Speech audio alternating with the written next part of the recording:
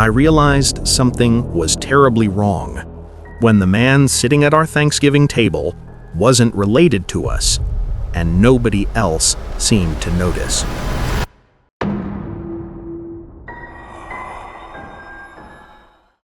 I'm 28 now, but this happened when I was 22. That year, I wasn't supposed to be home for Thanksgiving. Work had me scheduled through the holiday. But at the last minute, plans changed and I drove 4 hours back to my mom's house to surprise everyone. I should have never gone back. The second I walked through the door, I felt something off. Not wrong, just off. Like walking into a room that looks identical to yours but smells different. Everything looked the same, but the air felt heavier. My mom was in the kitchen, frantic as usual. My sister was setting the table, and at the head of the table, my late grandfather's seat, a man was sitting there. A stranger. Mid-40s, neatly dressed, pale, hands folded and resting perfectly still on the tablecloth. He turned and looked at me with the stiff, polite smile. And no one else even reacted. "Hey," my mom said, hugging me. "You made it." I nodded, whispering, "Mom, who is that?" She blinked. "Who?" I pointed subtly. "Him." But her expression didn't change at all. She didn't see him. Or she refused to. My sister brushed past me with plates. "Don't be weird, please. Mom's stressed enough." I stared at the man again. He didn't blink, didn't move, didn't acknowledge anything except me. Only me. Dinner started at 6. My uncle showed up, my cousins. Normal chaos. But the chair at the head of the table remained occupied by that man. I kept waiting for someone, anyone, to sit there and force him to move. No one did. Every time I glanced his way, he was already staring back. Not eating, not talking, just watching. At one point, my cousin said, "Pass the gravy," and my eyes widened because the gravy boat was right next to that man. He didn't move, didn't react. My cousin simply leaned past him as if the chair was empty. I whispered to my sister, "You seriously don't see him?" She sighed, exhausted. "Why are you doing this tonight? Can you stop?" Her tone told me everything. This wasn't a joke. This wasn't something they were hiding. They truly didn't see him, which meant the problem was me. Halfway through dinner, the man finally moved. Slowly, deliberately. His head turned fully towards me, while the rest of his body stayed perfectly still. I froze mid-bite. He mouthed something to me. Very slow, very clear. "You don't belong here." My fork slipped from my hand and clattered on the plate. Everyone looked at me. "You okay?" my mom asked, concerned. I nodded, swallowing hard. My eyes flicked back to the stranger. He was smiling now. A stretched, unnatural smile that didn't match the rest of his face. I needed air. I excused myself and walked outside, shaking. Cold November wind hit my face. I tried to rationalize. Maybe I was overtired. Maybe I was hallucinating. Maybe it was stress. But then the front door opened behind me. I turned quickly, hoping it was my mom or sister. It wasn't. It was him. The stranger. He stepped outside slowly, closing the door gently behind him. "No one can see me," he said, calmly. His voice was measured, almost rehearsed. "But you can." My mouth dried. "Who are you?" He tilted his head. "I'm the reason you were supposed to stay at work today." I took a step back. "You're not real." He took a slow step forward. "I am very real to you." The door behind him opened again. This time my mom stepped outside. "Honey," she said gently. "Who are you talking to?" I opened my mouth but stopped. because the stranger wasn't there anymore. I didn't hear him leave, didn't see him move. He was just gone. My mom cupped my face. "You're pale. Come inside." I nodded weakly and followed her back in. But when I sat down at the table, I saw it. His chair was pulled out slightly, like someone had just risen from it. And on the plate in front of that chair, a single piece of paper, folded twice. I reached for it with trembling hands. Inside, in small, precise handwriting, "Not tonight." We finished dinner in uneasy silence. I went home the next morning, still shaken. I tried telling myself it wasn't real. That stress had messed me up. But then, 2 days later, my mom called. Her voice was strained. "Honey, Uncle Jeff had a heart attack last night."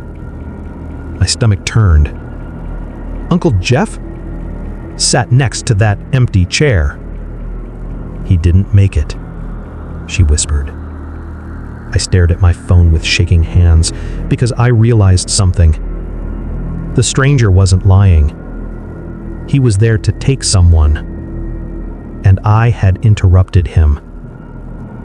Later that night, as I lay in bed, unable to sleep, I noticed something tucked under my door, slipped in from the hallway. Another folded piece of paper, with the same handwriting. I picked up a hitchhiker on Thanksgiving night, but halfway through the drive, I realized he already knew my name.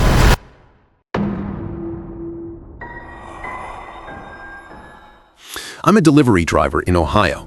Thanksgiving is usually quiet on the road, so I volunteered for the evening shift. Better pay, fewer managers breathing down my neck. Around 9 p.m., I finished my last drop and started the long drive home through a rural stretch of highway. It was cold, empty, the kind of night where everything outside your headlights feels like a blank wall. About 10 miles in, I saw him. A guy standing on the shoulder, both hands in his pockets, shoulders hunched like he'd been out there for hours. No car in sight, no lights nearby, just him. I don't pick up strangers, ever.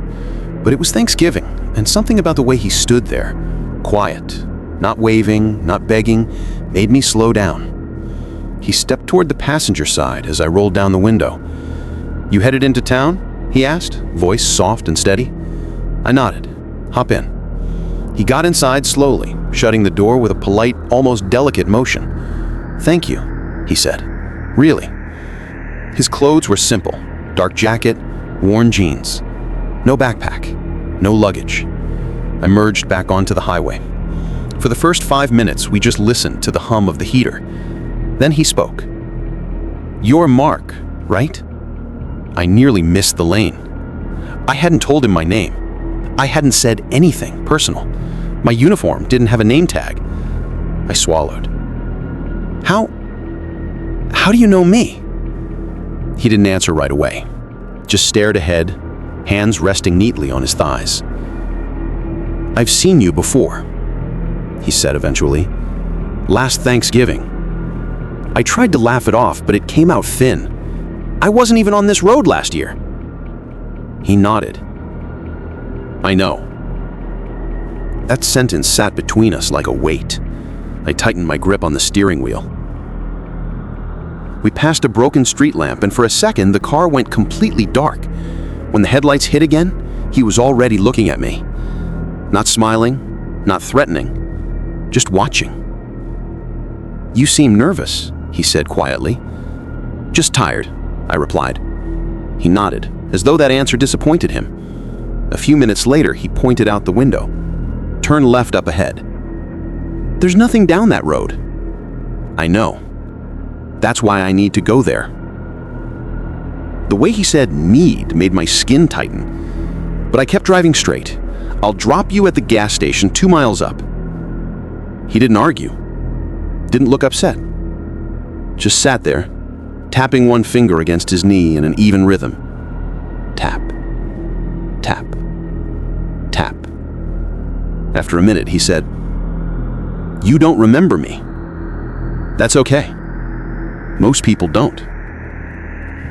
I didn't know what to say to that, so I didn't say anything. We reached the gas station, a small old place with one light flickering above the pumps. I pulled up near the entrance. Here you go. They're open till 10. He didn't move. Instead, he turned his head and looked at me directly. His voice stayed low, almost apologetic. You didn't supposed to stop for me. That sent a cold ripple down my spine. Look, I just gave you a ride. No big deal. He shook his head slowly. You changed something. You weren't meant to be here yet. Before I could respond, he opened the door and stepped out. Not in a hurry, not angry, almost sad. He stood there outside the car and looked at me through the window. Go home. Don't take the highway. Take the old road behind the fields. Why? It's safer tonight. The way he said it, flat, certain, made my hands tighten on the steering wheel. He backed away, heading toward the gas station entrance. The moment he reached the door, the overhead light flickered sharply and went out. When it came back on a second later, he was gone. No door chime, no footsteps, empty doorway. I didn't wait around to question it. I drove off fast, not reckless, just fast. And for the first few miles, I stuck to the old road like he said. It was darker, quieter, lined with nothing but silent cornfields. Halfway through the drive, the radio cut out. Not static, not a station change, just silence. Then a voice, faint, buried under static, whispered my name. I shut the radio off immediately. The silence after that was louder than the noise. Around a bend, I saw something that made my throat tighten. A police blockade. Flashing lights, several patrol cars, an officer waving traffic away from the main highway. I rolled down the window. What happened? He stepped closer. There was a major pileup about 10 minutes ago. Multiple cars involved. Is anyone... He cut me off gently. If you were heading that direction, you would have been right in the middle of it. He waved me on. Take the back road. It's safer. My chest tightened, not out of fear, but realization. That stranger, that hitchhiker, he knew. I made it home around midnight. My mom was still awake, watching TV, surprised to see me back so early. You hungry? I nodded, trying to act normal. She warmed up leftovers. We sat at the table like nothing unusual had happened. But the whole time, my mind kept replaying the man's face, his voice, his warning. Before going to bed, I checked the porch out of habit. And there, tucked under the doormat, was a folded piece of paper. My name written on it. Inside, just one sentence. You don't remember last year, but I do. It wasn't a threat. It wasn't aggressive. It read like someone reminding me of a debt I didn't know I owed. I don't drive on Thanksgiving anymore. I don't pick up strangers, and I haven't taken that stretch of highway since. But every year, without fail, a new note appears on my porch. Never signed, never dated, just words. And this year's message? I'll see you again soon. I checked the guest room before bed, and someone was already sleeping in the bed we hadn't used in years.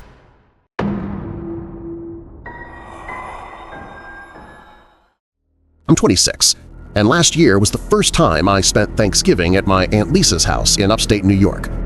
It's a big old farmhouse, beautiful during the day, unsettling at night.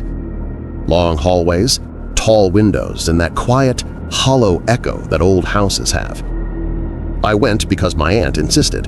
Family should be together this year, she said over the phone. She sounded off, tired, but she hadn't slept in days. When I arrived, the house smelled like cinnamon and old wood. Warm, familiar. But the moment I stepped inside, I felt something else underneath it. Like someone had opened a window in a room nobody used. My aunt hugged me, but kept glancing down the hallway, over and over, like she expected someone to walk out any second. "Your room's at the end," she said. "Same as when you were little." I hadn't been there in 10 years, but I remembered that hallway, the way it felt too long at night.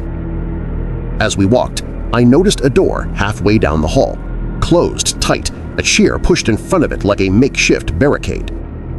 I pointed at it. "Which room is that?" My aunt stiffened.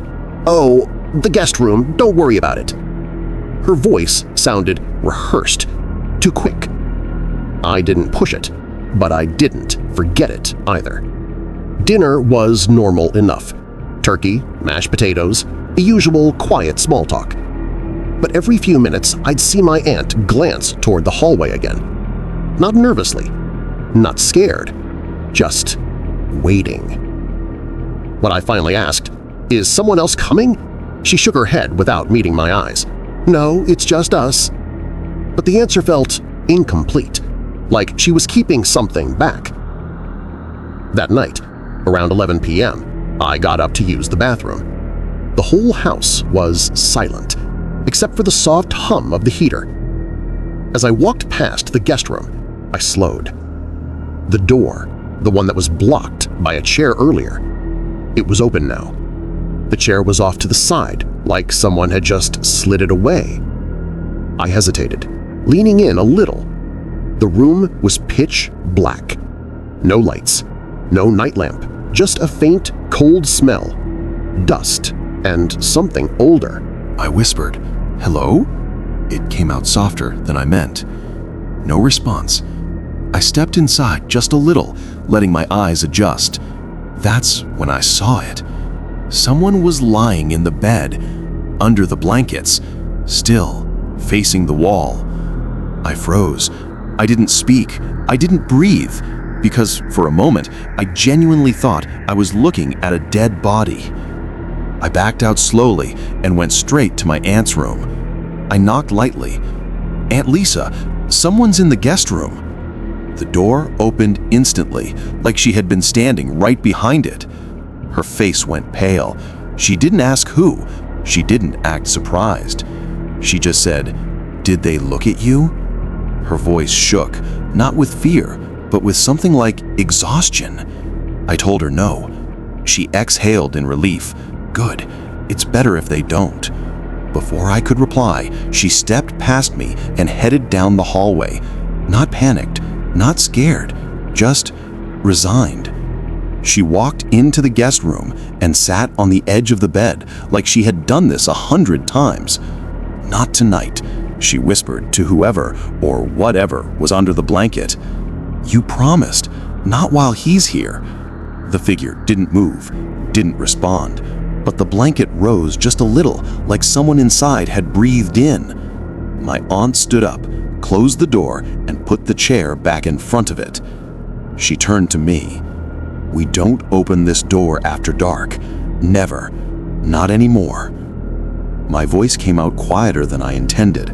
"Who is that?" She hesitated. Then she whispered, "Someone who didn't leave when they were supposed to." I couldn't sleep after that.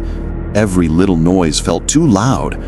Around 2:30 a.m., I heard something from the hallway. A soft, steady knock. Not loud, not aggressive, just patient. Knock, knock, knock.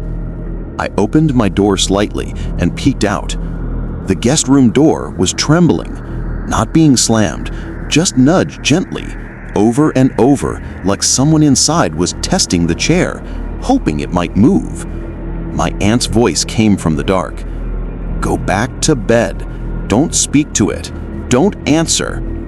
She was standing at the end of the hallway, arms crossed tightly, staring at that door, with a kind of tired acceptance I'll never forget. The knocking stopped the moment she stepped closer. The house went silent again. She whispered without turning around, "Whatever you do, don't come back next year." The next morning, the house felt different, warm again, lived in, normal. My aunt acted like nothing happened. She made breakfast, laughed, talked about family, asked about my job, but she never, not once, looked toward the guest room. Before I left, she hugged me tight. "Thank you for coming," she whispered. "I needed to see you." "Because of last night?" She shook her head slowly. "No, because it won't wait much longer." I didn't understand what she meant, not then, but when I got home that evening and unpacked, I found something in my suitcase. Folded clothes, my toiletries, and at the very bottom, a small, old-fashioned key with a handwritten note. "For the guest room. It likes you." I didn't take it. I didn't bring it in the house. I dropped it in the trash outside and locked every door before sleeping. But this year, a week before Thanksgiving, that same key was sitting on my doorstep, clean, polished, waiting. We were setting the table for Thanksgiving when a man knocked on our back door, calling my name.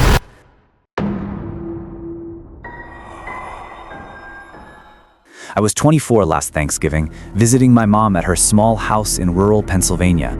We weren't a big family, just me, my mom, and my little brother. Quiet, simple, exactly the kind of holiday I needed. The neighborhood was peaceful, the kind where people wave from their porches and leave decorations up way too early. I'd always felt safe there. But that changed before dinner even started. While my mom cooked in the kitchen, I was setting the table. My back was turned when I heard it. A soft knock on the back door. Not the front, the back one. The one that faces the woods. I froze. We weren't expecting anyone. We never did. I turned slowly. A man was standing outside, older, thin, wearing a faded jacket that looked too big for him. He wasn't moving, just staring through the glass. I didn't go closer. I didn't even breathe. Then, he said my name. Clear, confident, like he'd practiced it. "Can you let me in?" I backed up a little. "Who are you?" He smiled politely. Too politely. "I'm a friend of your mother's." My mom walked in right then, saw him, and her face drained instantly. Not surprised, not confused, just scared. She reached behind me and turned off the kitchen light so the inside of the house dimmed. Then she whispered, "Don't talk, don't open the door." The man knocked again, just once. Soft, controlled. He said, "Lisa, it's cold out here." My mom didn't respond, didn't move. She waited until he stepped back into the shadows of the yard, and then she grabbed my wrist. "Come here," she said quietly. My mom pulled me into the hallway and closed the door behind us. "That man," she whispered, "is someone I hoped you'd never meet." She explained just enough for the panic to settle in. Years ago, before I was born, my mom dated a man who became obsessed with her, wouldn't accept the breakup, wouldn't leave her alone. He would show up at her job, her apartment, her friends' homes, until one night, he broke in. She moved far away, changed numbers, married my dad. Never heard from him again. Until now. I felt my chest tighten as I whispered, "You think he followed us here?" She nodded once. "I know he did." We tried to distract my little brother and keep things normal, but the tension was thick. While setting out the turkey, my mom flinched. Another knock, this time louder, but from the window. We both turned to see him standing there, closer now, face pressed near the glass like he wanted a better look inside. He lifted his hand slowly, not waving, just placing it on the window like he was feeling the warmth from the house. My mom whispered, "He doesn't want dinner, he wants you." That sentence has stayed with me ever since. We called the sheriff, but the nearest patrol was 40 minutes away. We waited in the living room, the lights off, except for a lamp behind the couch. My mom held her brother close, whispering little reassurances even she didn't believe. I stood by the hallway, staring at the back door, listening. Footsteps. Slow. Deliberate. Walking across the wooden porch. Then, the door handle turned. I stepped back instinctively. My mom covered my brother's ears. The handle rattled again, then stopped. Silence. Then I heard his voice, almost gentle. "Let me in." "You'll be safer with me." I felt cold all over. Not scared for myself, scared because he truly believed what he was saying. Like he still lived in a world where he belonged with us. The patrol finally pulled up, lights flashing through the windows. But the second the officer stepped onto the porch, he was gone. Just vanished into the woods behind the house. No footsteps, no breaking branches, nothing. One officer searched the tree line with a flashlight, while the other talked to my mom. "Do you think he'll come back?" I asked. My mom didn't answer right away. She just looked toward the woods, eyes unfocused, like she was thinking of something she hadn't told me. Then she whispered, "He doesn't give up." We spent the rest of Thanksgiving at a nearby hotel, all of us in one room. My brother fell asleep. My mom stayed awake, sitting in the chair beside the bed, staring at the door like she expected someone to knock. I didn't sleep either. But the real twist didn't come until the next morning. We drove back home with an officer escort to pick up a few things. Everything inside looked untouched. But outside, right at the edge of the woods, someone had drawn something in the dirt. A circle, a name in the middle, my name, and underneath, "See you soon." The officers kicked dirt over it, but my mom saw it too. She grabbed my hand and whispered, voice shaking, "He always keeps his promises." We left that day, never went back. But sometimes, late at night, when my phone buzzes with an unknown number, I remember that knock on the back door. And I wonder if he's still out there, waiting for another Thanksgiving. We sat down for Thanksgiving dinner, and halfway through the meal, I realized the man at our table wasn't part of our family.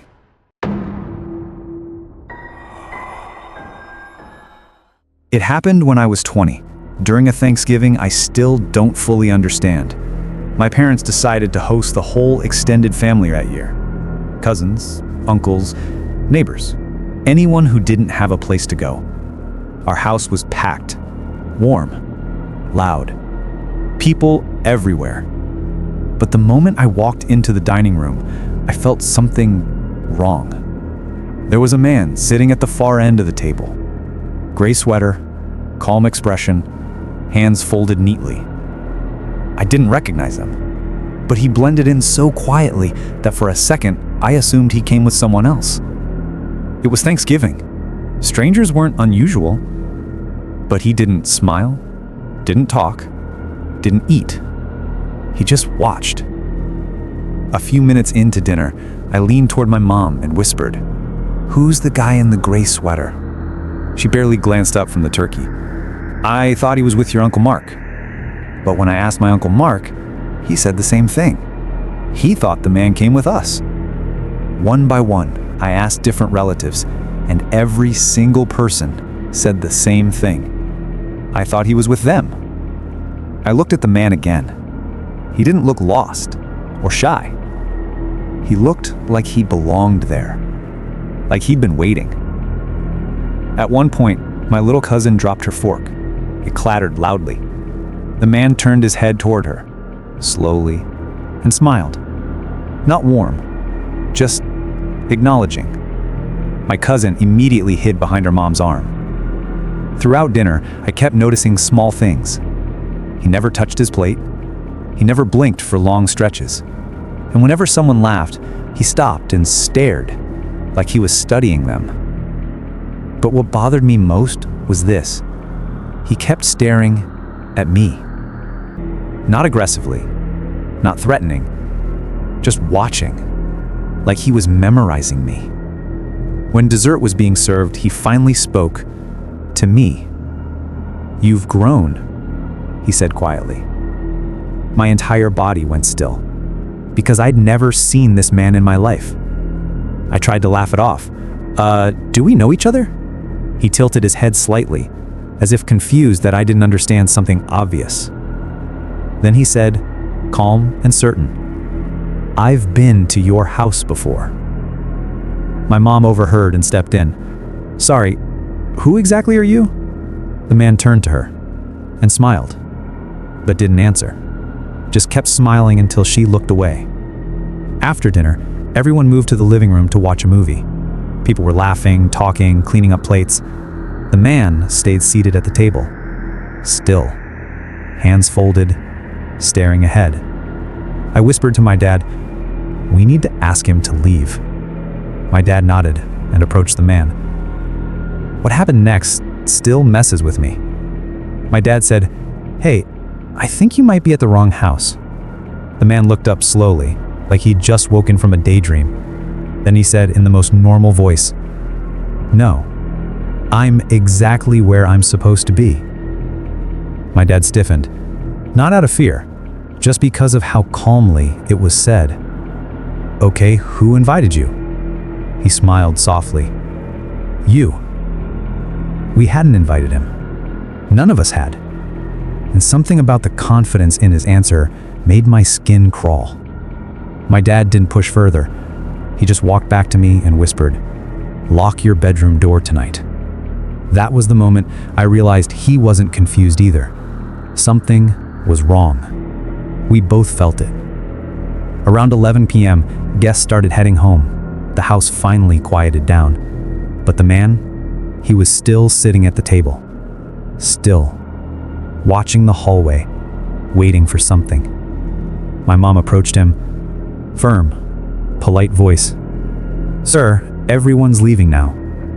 He turned his head slowly, meeting her eyes, then mine, then back to hers.